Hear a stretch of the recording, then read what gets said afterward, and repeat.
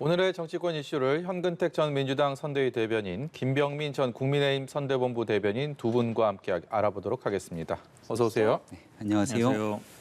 먼저 여론조사 결과 좀 보고 올 텐데요.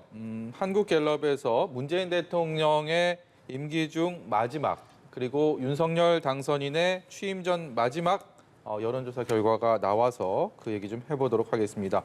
먼저 문 대통령의 직무 수행에 대한 평가가 임기 중에 마지막인데 그 45%로 나왔습니다. 긍정적인 평가가. 이것이 역대 최고 지지율로 이제 퇴임을 하게 됐다라는 또 분석 기사도 나왔던데 어떤 의미가 있다고 보시는지, 그리고 윤 당선인의 또 이 기대의 직무 수행에 대한 평가 추이를 좀 보면 그것은 또 이렇게 좋은 평가가 나오진 않았습니다. 부정 평가가 꽤 많이 높게 나온 상황. 이 전반적인 상황에 대한 평가를 좀 두 분께 차례로 듣도록 하겠습니다. 참 특이한 현상이죠. 그러니까 퇴임하는 대통령이 취임하는 대통령보다 지지율이 높다. 왜냐하면 우리나라는 5년 단임제이기 때문에 초반에 높지만 후반에 갈수록 떨어지게 돼 있거든요. 네. 그리고 처음에 아마 취임하는 대통령에 대한 기대치가 높기 때문에 취임 직전에는 최고치를 보통 찍게 마련이지 않습니까? 지금 문재인 대통령 같은 경우도 처음에 한 80%가 넘었는데 70대 후반, 80대 초반 되거든요. 이렇게 본다 그러면 아마 문재인 대통령이 그동안 어떤 뭐 측근 비리라든지 이런 거는 없었거든요. 그전에 네. 이제 퇴임 대통령들이 막 임기 말년에 꼭 보면 뭐 자식 문제라든지 측근 이런 비리들이 문제가 있었는데 그런 부분이 없기 때문에 있는 것 같고요. 아마 윤석열 당선인에 대해서는 이게 아마 뭐 대선 결과일 수도 있지만 아마 인수위 50일에 대한 평가가 들어있다고 봅니다. 왜냐하면 인수위가 뭐 여러 가지 논란이 있었지만 사실은 이제 미래 비전이라든지 공약을 구체화하든지 이런 거에 집중해야 되는데 뭐 청와대 이전 문제, 인사 문제 아니면 사실은 인수위원장이 안철수 위원장이었지만 뭐 본인의 지분도 하나도 없고 이러면서 공동정부도 없이 파기되고 이러면서 새 정부에 대한 기대치들이 많이 좀 줄어든 게 아닌가 저는 이렇게 보고 있습니다. 김 대변인께서 어떻게 보십니까? 네, 문재인 대통령의 경우는 이제 집권 후반기로 갔을 때 코로나라고 하는 국제적인 위기에 직면해 있었지 않습니까? 네. 전 세계적으로 비교해 봤을 때 무난하게 코로나 위기를 좀 극복하지 않았는가에 대한 국민적 평가들이 좀 담겨져 있는 것 같고, 민주당이라고 하는 정당에 대한 정치적 평가와 또 문재인 대통령 개인에 대한 평가들은 조금 국민들께서 달리 보시는 것은 아닌가 이런 생각이 들기도 합니다. 얼마 전에 문재인 대통령이 한 언론과 인터뷰를 통해서 대통령 선거 패배 요인에도 내가 링 위에 오르지도 않았다 이런 표현을 쓴 적이 있었는데요. 아마도 이재명 고문으로 대비되게 되는 지난 대통령 선거 국면과 그 본인의 행보들을 좀 다르게 분석했던 것 같은데, 하지만 선거 국면을 다시 한번 돌이켜 보더라도 여전히 문재인 정부가 잘못했다. 정권 교체를 원하는 국민의 민심이 반수가 넘었다는 점들을 고려해 봤을 때 지지율이 40%를 넘게 바치고 있지만 그런 문재인 정부에서 굉장히 비토 여론을 갖고 있었던 국민들도 그에 못지않게 만만치 않았다라고 하는 점들을 함께 퇴임하고 나서 또 곱씹어 봐야 될 거라고 봅니다. 윤석열 당선인에 대한 평가 중에 부정평가 첫 번째는 누가 뭐래도 용산 집무실 이전으로 그 요인들을 꼽기도 하는데요. 얼마 전에 검수완박 국면에서 민주당의 무리한 법안 처리에 많은 국민들이 눈살을 찌푸리지 않았습니까? 약속을 했지만 용산으로 이전하는 과정 절차가 좀 너무 급박하다. 국민과의 소통 부족 등에 대한 지적들이 있었기 때문에 여전히 국민들께서 지켜보시기에는 절차적 민주주의를 조금 더 지켜나갔으면 좋았겠다라고 하는 아쉬움들을 이런 지지율에 같이 반영한 것이 아닌가 싶고, 이제 5월 10일 새롭게 취임하고 나면 그때부터 새로운 시작이 열리고 윤 당선인도 왜 용산 집무실 이전을 통해서 어떤 정치를 국민께 보여드리려고 했는지를 보여주면서 조금 다소 침체된 지지율을 다잡아 나가야 될 거라고 생각합니다. 네, 통상 역대 정부에서 이제 말씀해주신 것처럼 취임일이 가까워질수록 좀 긍정 응답률이 높아지는데 지금 4월 조사가 시작된 이후 최저치를 기록해서 국민의힘 입장에서는 조금 뼈아플 수도 있을 것 같습니다. 실질적으로 국정 운영이 시작되면 좀 결과가 많이 달라질 거라고 예상하십니까? 예, 앞서 말씀드렸던 것처럼 아직까지는 인수위 국면에서 안철수 위원장이 키를 쥐고 있지만 명확하게 국정을 실질적으로 집행하게 되는 건 윤석열 당선인과 새 정부의 목 아니겠습니까? 그런 측면에서 용산에서의 집무실 이전 이후 어떤 소통 행보를 펼칠지, 또 국민들께서 윤석열 정부를 탄생시킨 이유는 과도하게 오른 부동산 값, 그리고 일자리에 관한 문제, 세계적으로 지금 퍼펙트 스톰이 오고 있다고 하는 경제에 관련된 문제들을 힘있게 해결해 주기를 원하고 있을 건데요.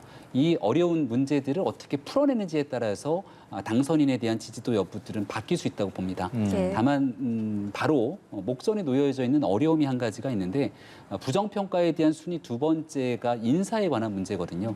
청문회 전국이 놓여져 있기 때문에 과거 문재인 정부를 비판했던 일이 그대로 국민의힘에 돌아오고 있는 상황 속에서 내로남불의 문제가 펼쳐지지 않도록 이 청문회 전국을 어떻게 잘 돌파하느냐가 단기적으로 주어진 숙제라고 생각합니다. 이 윤 당선인의 직무수행 평가에 대한 결과에 요인을 미친 요인들을 보면 말씀하신 것처럼 대통령 집무실 이전에 대한 부정적인 견해가 상당히 높았습니다. 그렇기 때문에 이 집무실 이전 문제가 이제 취임 이후에 또 남은 과제가 될 것인지 아니면 다시 안착을 하게 됨으로써 오히려 또 긍정적인 효과를 불러옴으로써 또 반전의 기회가 될 수도 있을지 그것은 뭐 지금 생각하는 것들이 다 동상이몽일 텐데 어떻게 보세요? 저는 아마 부작용이 많이 나올 걸로 봅니다. 엊그제도 아마 문제가 됐던 게 합참이나 국방부를 지키는 사람들의 총을 휴대할 수 없다. 어찌 보면 당연한 일입니다. 왜냐하면 대통령이 있으면 경호원 이외에는 총을 못 갖고 있는데 근데 이제 국방부라든지 합참이라든지 무기를 다루면 되지 않습니까? 거기도 총을 휴대 못한다 정도 나왔는데 앞으로 아마 더 많은 문제들이 나올 거다. 지금 국방부도 일부만 이전한 거지 않습니까? 나머지도 이제 이전해야 되는데 합참과의 관계라든지 아마 지금은 급하게 이사를 하다 보니까 실제로 오진 않은 거거든요. 뭐 출퇴근 문제도 있을 수 있고 브리핑이라든지 외국 정상을 만나는 문제라든지 모든 문제들이 아마 안 해본 길입니다. 그리고 당초에 뭐 국방부 건물이 당초에 뭐 대통령 집무실로 만든 데가 아니지 않습니까? 국가안보를 위해서 만든 자리인데 그렇다 본다 그러면 아마 많은 시행착오를 겪을 것이고 그럴 때마다 아마 국민들이 아니면 언론에서 비판이 나올 수밖에 없다라고 봅니다. 가장 중요한 문제는 지금 인사 문제도 마찬가지입니다. 소통의 문제거든요. 그러니까 윤석열 당선인이 소통 잘하겠다 그러면서 뭐 기자들한테도 가서 뭐 커피도 마시고 이랬는데 그게 소통이 아닙니다. 중요한 질문에 답을 해야 되는 거거든요. 왜 이렇게 결정했느냐. 그럼 외교부 장관 공간에 관사로 쓰기로 했다는데 그런 거에 답을 해야 되는 거거든요. 그러니까 정작 중요한 문제는 답을 안 하고 그냥 만나기만 한다. 더구나 지금 인사 문제도 마찬가지입니다. 정호영 후보자 같은 경우에도 국민의힘에서도 지금 그만둬야 된다는 얘기 이렇게 나오는데도 아무 얘기 안 하고 있는 거거든요. 그러니까 저는 인수위 마지막이라도 아마 당선인이 우리 100대 과제 이렇게 돼 있습니다. 그거라도 발표할지 알았어요. 본인 또 스스로 한다 그랬고. 근데 인수위도 어찌 보면 그냥 뭘 했는지 모를 정도 그냥 지나가 버렸어요. 그래서 이 소통 문제, 국민에 대한 소통 문제가 윤석열 당선인이 신경을 써야 된다. 저는 뭐 정치를 안 해오신 분이고 일반 검찰만 해왔기 때문에 검찰의 브리핑이라면 그냥 일방 소통이거든요. 전해준 것만 되면 돼요. 질문은 잘 안 받고 질문도 어찌 보면 핵심적인 질문만 받는데 아마 제가 보기에는 소통을 잘못 이해하신 것 같다. 그래서 지금 청와대 집무실 이전 문제나 인사 문제나 공약 문제나 다 마찬가지다. 국민과 언론과의 소통에 좀 더 신경을 써야 될 것 같고 그렇지 않으면 제가 보기에 아마 이런 기준은 계속 유지될 것 같습니다. 집무실 이전이 취임 이후에는 또 어떤 여파를 미치게 될지에 대한 부분 그리고 소통 문제까지 언급을 하셨습니다. 거기에 대해서도 입장을 좀 듣고 싶은데요. 네, 중요한 지적을 해주셨는데요. 일단은 국민을 대신해서 묻는 언론과의 소통을 활발하게 해야 되고 언론과의 소통이라는 것은 정부가 가장 불편한 시점에 놓여져 있을 때도 따끔하게 묻는 언론과 어떤 방식으로 직접 소통을 해나가는지가 핵심적인 여부일 겁니다. 그런 측면에서 용산 집무실로 이전하겠다는 핵심적인 내용이 1층에 프레스센터를 설치하고 출퇴근길에도 언제든지 언론과 소통할 수 있는 길들을 열겠다고 하는 것이니까 5월 10일 이후 그 공간을 어떻게 국민 앞에 보여지는지가 굉장히 중요한 포인트가 될 거라고 생각하고요. 또 지금 문재인 정부를 생각해 봤을 때 가장 아쉬웠던 점 중에 하나가 반대하고 있는 야당의 목소리들을 듣기 위한 소통이 굉장히 인색했다는 겁니다. 윤석열 당선인이 당선되고 난 다음 보여줬던 며칠간의 행보에서는 많은 사람들과 밥을 나누면서 식사하는 식사 정치를 하기도 했는데요.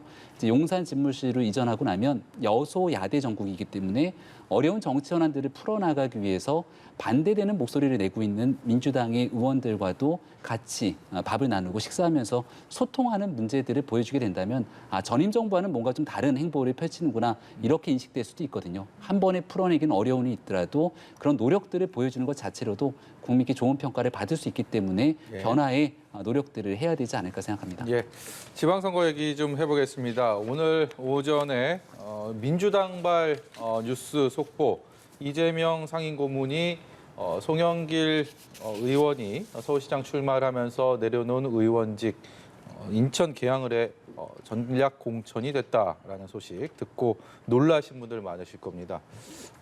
본인도 수용을 했고 민주당도 강하게 요구를 했고 어떻게 보셨어요? 뭐 당내에서는 계속 논란이 됐던 겁니다. 결국 이제 출마할 거냐 말 거냐. 그러니까 8월 전당대회 나가는 건 어느 정도 기정사실화 돼 있는데 이번 지방선거, 보궐선거에 나갈 거냐 말 거냐 이게 아마 제일 관건이었던 것 같고요. 아마 출마 쪽으로 방향을 잡은 거는 제가 보기에는 지금 이번 지방선거의 핵심은 수도권입니다. 수도권에서 2승.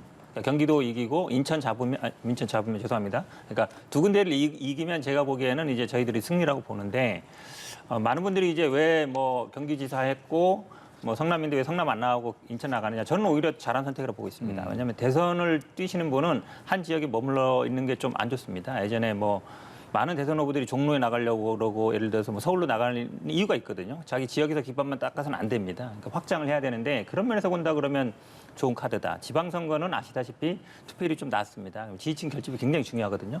그러니까 경기도 같은 경우 저희들이 아마 좀 여론조사 상에서 앞서가고 있다고 보는데 인천은 현직인데도 불구하고 조금 이제 뒤지는 경우도 있거든요. 그럼 인천에서 바람을 일으키는 게 굉장히 중요하다. 그러니까 경기도와 인천을 잡는 어떤 카드로 볼 수 있고 본인 입장에서도 지금 원외지 않습니까? 예. 이번 대선 치르면서 원외 한계를 많이 느꼈을 것이다. 그러니까 국민의힘과 좀 다른 게 국민의힘 같은 경우에는 그래도 의원들이 어찌 보면 일사불란하게 조금 움직이는데 민주당 같은 경우는 꼭 그렇지 않은 면이 있거든요. 좀 어찌 보면 원내와 원외의 차이가 있는 부분이라서 원내 진출에 어쨌든 정당성이 있는 것 같고 저는 그래서 지방선거를 총괄적으로 이끌기로 한 거거든요. 본인도 이제 선거에 출마하지 않으면서 또 이끄는 건 어렵습니다. 그렇다 네. 본다 그러면 잘한 결정으로 이렇게 보고 있습니다. 예. 상임 고문의 재보궐 출마에 대해서 어떻게 생각하시는지도 궁금하고 그리고 이제 관심은 이에 맞설 국민의힘 카드 대응할 선수는 누가 될 것이냐 아니겠습니까? 이에 대해서 이준석 대표는 일단 말을 아꼈는데 어떻게 좀 전망하시는지도 궁금합니다. 네, 반대 정당이 있기 때문에 일단 비판적인 기조를 얘기할 수밖에 없는데 국민의힘뿐만 아니라 민주당 내에서도 반대 목소리들이 있다는 겁니다. 일단은 최입의 비상대책위원 같은 경우는 본인이 인천 계양에 나갈 것임을 시사하면서 여기에 대해서 뭔가 새로운 변화의 바람들을 기대했던 것 같고요. 오히려 분당갑에 출마하겠다던 김병관 의원 같은 경우는 자리를 비워줄 수 있다. 이재명 고문이 오게 되면. 그런 방식으로 만약 정말 어려운 선거에 헌신하면서 노력하기 위해서는 분당갑 이 아닌 인천 계양으로 가겠다고 하는 이재명 고문의 선택이 본인의 당선만을 생각하고 결국은 앞으로 펼쳐지게 될 수사 전국 이런 상황 속에서 빠르게 국회에 등원해서 등원을 하려고 하는 것 아니냐 이런 비판의 소지들이 상당하죠. 예. 지역적인 연고 같은 경우에도 명분을 언급하는데 인천시장을 지냈던 송영길 후보가 서울시장의 후보로 나서게 되니까 지금 각종 여론조사 지표에서 서울의 오세훈 후보와 큰 차이를 벌이고 있지 않습니까? 그러니까 명분이 떨어지는 일 속에서 당원들의 충분한 환영을 받지 않는 모습들을 비춰지고 있는 것들 과연 이재명 고문의 이 같은 출마가 전체 지방선거 판세에 보궐선거뿐 아니라 지선의 흐름에도 어떤 영향을 미칠지 좀 궁금하다는 생각이 들고요.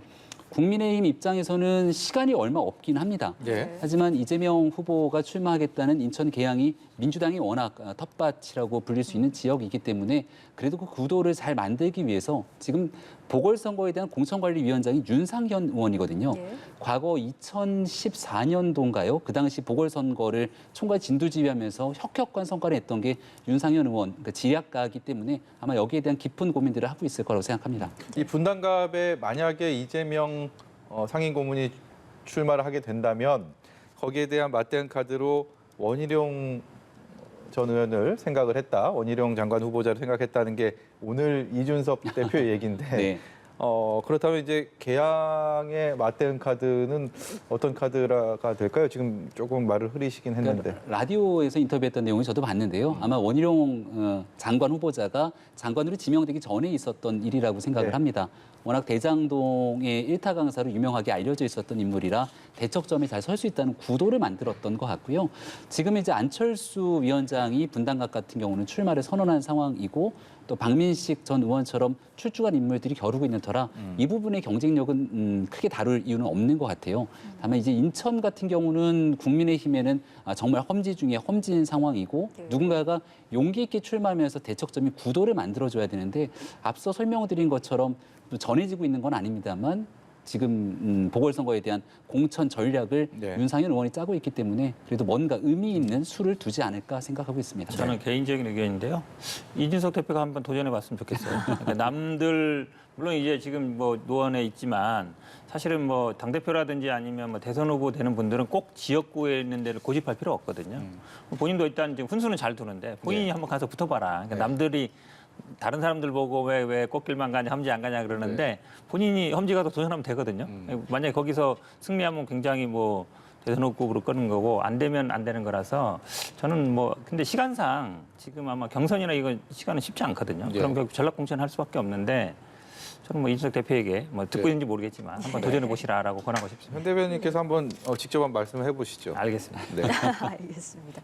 네, 그리고 또 국민의힘에서는 안철수 위원장이 오늘 경기 분당갑 출마를 선언했습니다. 인수위가 이제 오늘 활동을 마무리하면서 출마 선언을 오늘 한 것인데 뭐 이에 대해서 좀 어떻게 보시는지도 궁금하고 그리고 지금 이고문뿐만 아니라 이제 안철수 위원장 등 거물급 정치인들이 보궐선거에 이제 출마를 선언을 하면서 지금 6일 지방선거만큼이나 이 재보궐선거에 대한 주목이 커지고 있거든요. 각 후보들의 이 정치 행보가 앞으로 판세에 미칠 영향까지 좀 아울러서 평가해 주시죠. 판세 영향보다는요 아마 본인들이 생각 비슷할 겁니다. 원내에 진입해서 그다음에 당대표가 되고 그다음에 대권 나가겠다. 이게 어쨌든 보이는 수순이거든요. 네. 그거는 안철수 지금 위원장이든 이재명 고문이든 마찬가지인데 왜 이렇게 시기가 빨라졌을까? 저는 아마 앞에서 우리가 여론조사를 본 것도 영향이 있다고 봅니다. 그러니까 윤석열 후보가 굉장히 지지율이 높고 안정적이고 이렇다 그러면 못 나갈 거예요. 나가도 안 되는 거거든요. 근데 지지율이 높지 않고 그리고 국민들이 보기에도 윤석열 정부가 잘할 수 있을까 이 생각이 있거든요. 그러면 차기의 시기가 빨라지게 돼 있습니다. 차기 주자들이. 그리고 각 당에서도 지금 팽팽하게 붙어 있거든요. 대선의 연장전처럼 돼 있어서 대선에서 나서서 역할을 했던 분들이 뛰어줘야 된다는 여론이 많습니다. 실제로 대선에 역할을 했던 분들이 뛰고 있고요. 왜냐하면 이게 불과 며칠 만에 치러지는 거니까. 네. 그거는 양쪽에 같은 거다. 그렇다고 본다 그러면 이재명 고문 입장에서도 그런 수순인 거고 안철수 지금 위원장 같은 입장에서도 당초에는 뭐 행정부 가고 싶지 않았습니까? 총리라든지 가고 싶었는데 안 됐으니까. 그래도 그렇다고 해서 쉴 수는 없거든요. 그럼 당에 들어가서 일단 일단 의원을 하고 그다음에 당대표 도전해서 어쨌든 본인의 세력을 구축하겠다. 어쨌든 그런 플랜인 거 보고 아마 그거는 제가 보기에 뭐 지금 현재 있어서는 어떤 정치든지 간에 생각할 수 있는 수인 것 같습니다. 예. 정치를 흔히들 또 명분의 싸움이라고도 일컫는데 이재명 상임고문과 안철수 인수위원장 뭐 둘 다 대권 주자로서 체급이 상당한 이 상황에서 이번 보궐선거 출마에 있어서 명분은 누가 더 탁월하다고 생각하십니까? 안철수 위원장에게 명분이 훨씬 더 실려 있다고 저는 생각합니다. 첫 번째로 공동정부를 구상하겠다. 그리고 나서 국무총리직을 맡지 않겠다고 얘기를 하면서 했던 일이 당으로 돌아가겠다고 얘기를 합니다. 그리고 어려울 것만 같았던 합당을 결국은 만들어냈고요. 이번에 출마를 하게 되면 국민의힘이라고 하는 간판, 브랜드를 달고 뛰게 되는 첫 번째 선거가 될 겁니다. 예. 아마도 안철수 위원장이 가지고 있는 중도 외연 확장에 대한 그 상징성이 있다면 분당에서 그리고 경기도 전역에서 큰 의미 있는 성과들을 가져올 수 있지 않을까 판단하는 분들이 있을 것 같고 이게 본인에 대한 선거로 그쳐서는 안 되고 경기도 같은 경우는 지난 대통령 선거에서 한 5% 정도 민주당과의 차이가 벌어졌던 곳이기 때문에 지금 김은혜 후보처럼 역량 있는 후보가 나갔음에도 불구하고 여론조사 지표에서 간단치 않은 선거다라고도 평가를 하고 있지 않습니까? 여기서 안철수 위원장이 분당갑 출마가 만약 기정사실화하게 되게 된다면 경기도 전체 선거에서 어떤 영향을 미치게 될지를 판단해야 되고 그게 만약 효과적으로 작동해서 김은혜 후보의 당선에 기여하게 된다면 안철수 후보의 정치적 입지는 더 탄탄해질 수밖에 없다 생각을 합니다. 이제 이재명 후보와 자꾸 비교를 하게 되는데 예. 이재명 고문 입장에서는 대장동에 관련된 얘기, 수사라든지 본인에 관련된 여러 가지 내용들이 결국 꼬리표를 따라들고 있기 때문에 명분으로 확고하게 언급이 잘 안 되고 있는 터라 어떤 방식으로 이 선거를 치러가게 될지가 앞으로 좀 우리가 지켜볼 대목이라고 생각합니다. 예. 예. 저희 주제를 좀 바꿔보겠습니다. 이번에는 법사위 구성과 관련된 이야기 해볼 텐데요. 여야의 충돌이 또 예고가 되고 있습니다. 박홍근 민주당 원내대표 후반기 원구성과 관련해서 재논의를 해야 된다라면서 합의 파기를 예고했는데요. 관련 목소리 듣고 대담 이어가도록 하겠습니다. 2년 전에 전반기 원구성의 문제가 후반기에 그대로 적용될 수는 없는 것입니다. 당연하게 후반기 원구성은 다시 원점에서 시작하는 것이 당연한 것입니다.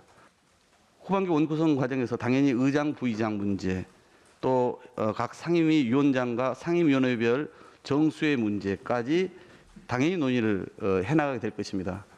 국민의힘은 당시에 제가 전에 듣기로는 야당으로서 정부 여당을 견제하기 위해서 법사위를 맡아야 한다. 이 논리를 편 것으로 저는 좀 들었습니다. 그러면 지금은 그 논리는 과연 어떻게 적용돼야 되는지 되묻지 않을 수가 없는 것이죠. 네, 21대 국회가 시작되면서 이 원구성 협상을 놓고 여야가 난항을 겪었고 결국은 민주당이 전체 상임위원장을 다 가져갔다가 다시 협상을 통해서 하반기에는 법사위원장을 포함한 몇몇 get을 국민의힘과 이렇게 나누겠다. 특히 법사위원장을 국민의힘이 맡는 것으로 합의를 했습니다. 그 기억이 생생한데 이제 그것을 좀 원점에서 다시 검토하는 지금 박홍근 원내대표의 얘기. 정치권의 어떤 이 파국이 그야말로 불보듯 뻔한 상황이 아닐까라는 생각이 듭니다. 어떤 의미가 있다고 보십니까? 말씀처럼 이제 명분이 중요한데요. 아마 명분은 아마 이제 지난번에 이제 검찰 정상화법에 대한 합의 파기 이거를 잡고 있는 것 같은데 이제 원구성이 사실은 전반기 원구성, 후반기 원구성은 별도로 하는 게 맞거든요. 네. 별도로 합의해야 되는데 당시에 아마 전반기 원구성 때문에 이제 후반기 합의를 해준 것 같은데 이제 여러 가지 문제가 얽혀 있습니다. 그러니까 의석수대로 지금 11대 7로 했는데요. 이게 또 보궐선거가 지나면 의석수가 달라질 수 있습니다. 그러니까 그러면 또 11대 7로 유지할 거냐 이 문제도 생기는 거거든요. 그래서 저는 그래요. 그동안 사실은 저도 사실은 어찌 보면 이제 말을 바꿔야 되는 상황인데 보통은 이제 야당이 이제 법사위원장을 해왔거든요. 예. 그런 역할을 해야 하는데 근본적인 문제는 이제 법사위가 너무 권한이 강하다. 그러니까 자구심사권만 두고 모든 법안에 대해서 다 이 법사위를 거쳐야만이 하게 만드는 제도 자체, 저는 그거 자체를 없애는 게 더 근본적인 해결책이 아닌가 이렇게 생각합니다. 예. 그 얘기는 이전에 법사위원장을 둘러싼 갈등이 있을 때도 체제 자구 심사에 대한 것을 없애야 된다라는 얘기들 많이들 입을 모았는데 그게 또 실제로 이루어지지는 않았고 그 상황에서 지금 이 진통을 또 어떻게 극복해야 될지 참 뾰족한 답이 없는 상황인 것 같습니다. 그러니까 지금 다수석을 갖고 힘을 갖고 있는 민주당이 하려고 마음만 먹으면 못할 일이 뭐가 있겠습니까?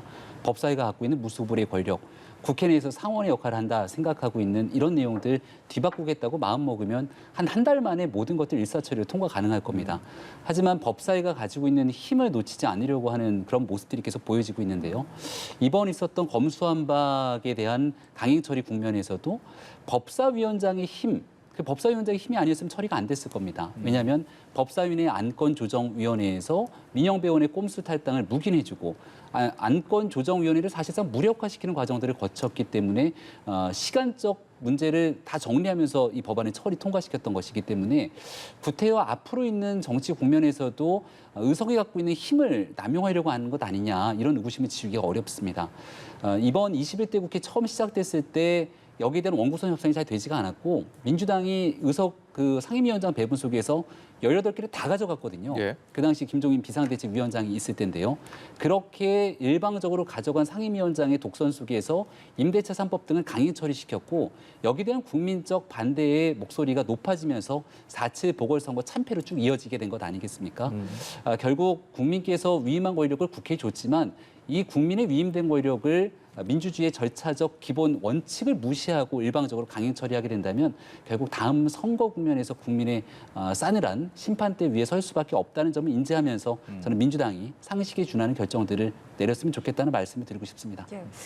민주당이 말하는 명분은 일단 여야가 바뀌었기 때문이다라고 하고 있지만 말씀해 주신 걸 들어보면 아무래도 검수완박과 관련해서 후속 법안을 처리하기 위해서라도 지금 이런 주장을 하고 있다라고 보시는 거죠. 그러니까 여야가 바뀌었다고 한다면 민주당이 여당이던 시절에는 왜 법사위 위원장을 가지고 있었습니까? 그러니까 그것 자체가 논리적으로 모순이 생기게 되는 것이고 다수당이 의장을 가져가게 되지 않습니까? 의장과 법사위원장이 둘 다 같은 정당에 소속이 돼 있는 순간 상호 견제와 균형을 맞출 수 없기 때문에 국회 내에서 상원의 기능을 하게 되는 법사위원장의 몫은 국회의장의 소속 정당이 국회의장의 무소속이지만 배출한 정당이 아닌 다른 정당에게 배분하게 되면서 균형점을 맞추게 되는 것이거든요. 근데 그 내용들을 깡그리 무시하게 되고 다 같은 정당 소속에서 일사천리로 의석의 힘으로 만약에 밀어붙이겠다는 모습들을 또다시 보여주게 된다면 결국 국민의 기본적인 상식을 외면하게 될 수밖에 없다 이렇게 생각합니다. 예, 이 원구성 놓고도 진통이 예고된 이 상황, 여기에 첩첩산중입니다. 인사청문 전국도 그야말로 이 검은 먹구름, 도대체 하늘이 보이지가 않는 상황입니다. 관련돼서 목소리 먼저 듣고 인사청문 전국에 대한 얘기 나눠보도록 하겠습니다. 민주당은 한덕수 총리 후보자와 기타 장관 후보자들을 딜할 생각이 전혀 없고요. 예. 국민의 눈높이에서 개개 인사들을 검증해서 부적격 후보자는 부적격 후보자대로 저희들 입장을 분명하게 할 것이고 네. 적격 후보자에 대해서는 망설임 없이 적격으로 채택해 주겠다는 그런 입장입니다. 그럼 최종적인 결정은 의원총회를 통해서 예. 할 생각입니다만 예. 현재 수준에서는 한덕수 총리 후보자가 부적격이다라고 하는 의견이 훨씬 더 높고 지배적이다 하는 말씀 드리겠습니다. 네, 진성준 의원 얘기 듣고 오셨는데요. 민주당 인사청문 특위에서 한덕수 총리 후보자 부적격이다라고 공식 판정을 하기도 했습니다. 반면에 윤석열 당선인은 윤석열 정부의 총리는 한덕수 한 명뿐이다. 또 이런 얘기가 나오면서 도무지 접점을 찾을 수가 없는 이 상황을 맞게 됐습니다. 인사청문 전국 한덕수 총리 후보자 국회의원들의 인준이 필요한 이 상황에서 과연 어떤 결말을 맺게 될지 궁금한데요. 지금 만약에 민주당에서 부적격을 판정했으면 인준 안 해주는 거죠. 그럼 총리 같은 경우는 국회에서 인준이 필요하기 때문에 그냥 없는 상태로 가는 거거든요. 그럼 아마 김부겸 총리가 제청은 하고 그다음에 결국은 이제 뭐 국무회의가 구성되면 그다음에 이제 부총리가 이제 대행을 하게 돼 있거든요. 이제 부총리가 아마 대행하는 체제로 가겠다 이 생각인 것 같습니다. 그러니까 총리 인준 안 되면 부총리로 가겠다는 것 같은데 또 장관도 만약에 뭐 낙마하게 되면 차관 체제로 하지 않겠냐는 건데 그건 편법이죠. 그러니까 지금 기사를 보니까 뭐 윤석열 당선인 측에서 뭐 이게 공세가 지나치면은 정호영 그 장관을 임명을 강행하겠다 이런 얘기 하셨더라고요. 그래서 이건 국민 눈높이랑 안 맞는 겁니다. 여러 가지 뭐 지금 인사청문회 나왔습니다만 여러 가지 논란 나오지 않았습니까? 그럼 자진 사퇴하는 게 맞는데 안 하고 있는 거거든요. 거기에 오히려 힘을 실어주는 거거든요. 사퇴하지 말아라고 하는 거라서 타협의 여지가 없이 그냥 강행하겠다 그러면 아마 그걸로 인한 데미지라든지 손해는 당선인 측이 질 수밖에 없습니다. 왜냐하면 야당 입장에서는 뭐 검증만 하면 되는 것이고 그다음에 인준할 거냐 말 거냐만 결정하면 되는 거거든요. 그래서 지금 아마 지금 인수위라든지 아니면 당선인 측에서는 그냥 뭐 자기 갈 길 간다는 것 같습니다. 그러니까 인준 안 되면 뭐 부총리로 가겠고. 근데 그게 과연 어떻게 보이겠느냐. 물론 뭐 민주당이 발목 잡기로 보일 수도 있지만 너무 일방통행 아니냐. 지금 왜냐하면 국민들이 원하는 수준이 아마 여론조사 보면 알 거예요. 나오지 않습니까? 집무실 이전 1번. 그다음에 인사 문제입니다. 그러니까 인사 문제에 대해서 왜 국민들이 부적절하게 보고 있는지 다른 거 없습니다. 그러니까 공정과 상식 얘기로 했지 않습니까? 그거에 안 맞는 분들이 많은 거예요. 그러면 그거에 대해서 당연히 어느 정도 해명을 하고 안 되면 이제 사퇴 정도로 가야 되는데 지금 뭐 김인철 장관 후보자 말고는 이제 그대로 다 가겠다는 취지로 보여서 제가 보기엔 뭐 해결책이 쉽지 않은 것 같습니다. 일기 내각에 대해서 윤 당선인 측은 그야말로 방어에 총력을 기울이는 쪽으로 모두가 굳어진 것 같습니다. 어떻게 생각하십니까? 하지만 당내에서는 또 다른 목소리들이 나오고 있는 것도 사실입니다. 가장 걱정되고 우려되는 건 민주당이 국정 운영에서 거세게 비판했던 공정에 관한 문제 속에서 새 정부 출범 이후 내로남불하면 되지 않는다라고 하는 당내 목소리도 적지가 않다 이런 말씀을 드리고요. 최종적으로 이제 청문 보고서 채택 여부들이 결정되고 나면 대통령의 시간이 펼쳐지지 않겠습니까? 정무적 판단이 진행될 텐데 어느 정도까지 부적격한 인물들이라고 국회에서 정리하게 될 것인지 그 과정 속에서 대통령의 최종적인 인사권을 어떻게 정리할 건지를 좀 지켜볼 필요가 있다 말씀을 드리고요. 정호영 후보자 같은 경우는 뭐 워낙이나 많은 이슈들이 나왔지만 지금 한덕수 국무총리 후보자 같은 경우는 이틀의 청문회를 지켜봤지만 나왔던 여러 의혹들 속에서 뭔가 이른바 핵심 한방이라고 불릴 만한 추가적인 의혹 또 불법과 위법에 대한 문제들을 검증하지는 못한 것이 아닌가 생각을 합니다.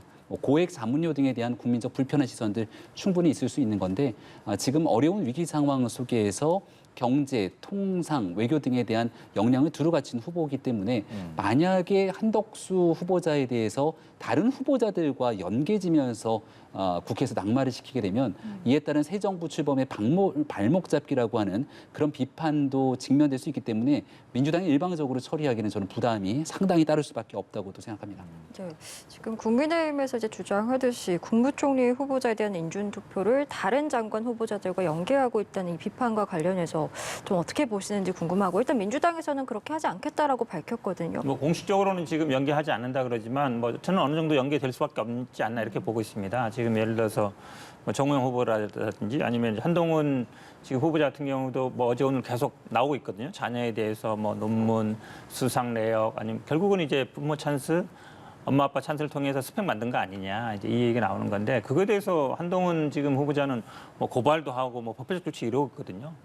좀 너무 나간다고 보습니다. 왜냐하면 뭐 법률가 출신인 건 알겠습니다만 정정보를 요청한다 이러면 되는 거거든요. 마치 무슨 검증 차원에서 하다 보면 그게 사실 핵심은 노트북을 어떻게 기증했느냐 이거거든요. 그러니까 엄마 찬스 아니냐. 근데 마치 인터뷰한 거 보면은 내가 여기저기 이메일 보내가지고 한 회사에서 그냥 준 것처럼 이렇게 돼 있단 말이죠. 그러니까 사실이 아닌 거죠. 그런데 기증자가 회사냐 아니면 딸이냐 그건 쟁점이 아니에요. 엄마 찬스를 이용했느냐 안 했느냐인데 기증자가 딸이 아니라 뭐 회사기 때문에 허위 사실이다. 고발한다. 그리고 뭐 수상 내역이 맞기 때문에 뭐 사과해라. 저는 이 후보자가 법무부 장관 후보자로서의 역할이 맞는지 지금도 그냥 검사로 알고 있는 건지 이렇게 보여서 한동훈 후보자 같은 경우에도 제가 보기에 뭐 사퇴가 불가피하다 이렇게 보고 있어서 어쨌든 총리 후보자와의 국회 인준과는 연계될 수밖에 없지 않느냐 저는 이렇게 보고 있습니다. 예. 민주당에서는 말씀해 주신 것처럼 역시나 이 한동훈 법무부 장관 후보자에 대한 낙마를 가장 크게 벼르고 있는 만큼 아무래도 국민의힘에서도 어떻게 대응해 나가야 하는가 그리고 9일 여야의 이 승부가 가장 치열하지 않을까 이런 생각이 드는데요. 앞으로 좀 어떻게 전망하시는지요? 민주당이 이렇게 자신 있으면 한동훈 후보자에 대한 인사청문회 제 날짜에 진행했으면 좋겠는데 날짜를 한 주 미뤄가면서까지 회피하는 모습을 보여줬습니다. 왜냐하면 문재인 대통령이 검수완박 법안에 대한 공포 이후 바로 법무부 장관 후보자에 대한 청문회가 치러지게 되면 거기에 대한 논쟁 공박 속에서 결국 민주당의 논리적 궁색함이 드러나기 때문 아니냐 이런 비판이 있었거든요. 네. 지금 한동훈 후보자 자녀에 대해서도 여러 가짜뉴스성 성격의 내용들이 쏟아지고 있고 여기에 대한 소송 국면이 이제 막 가고 있는 상황처럼 보이게 되는데 국민 앞에 겸허하게 겸손하게 가는 게 기본입니다. 하지만 지난날 한동훈 후보자가 검사장으로 있을 때 유시민 이사장이 있지도 않았던 노무현재단에 대한 뭐 계좌를 압수수색했다는 등 이런 계좌를 들여다봤다는 등 이런 내용들 때문에 재판까지 갔던 모습들을 비교해 보게 된다면 한동훈 후보자에 대해서 너무 과할 정도로 있지도 않는 사실까지 악의적 프레임을 씌우는 것 아니냐 이렇게 볼 수 있는 여지가 상당하거든요. 있는 사실 그대로 도덕적으로 부족한 게 있으면 거기를 검증하고 아니면 법무부 장관으로서의 역량에 적합한지에 대해서 검수, 안박 등에 대한 내용 다 포괄적으로 국회 법사위 인사청문회를 국민 앞에 제대로 보여줄 필요가 있다고 생각합니다. 알겠습니다. 저희 오늘 두 분 말씀은 여기까지 듣도록 하겠습니다. 현근택 전 민주당 선대위 대변인, 김병민 전 국민의힘 선대본부 대변인과 함께했습니다. 오늘 말씀 고맙습니다. 고맙습니다.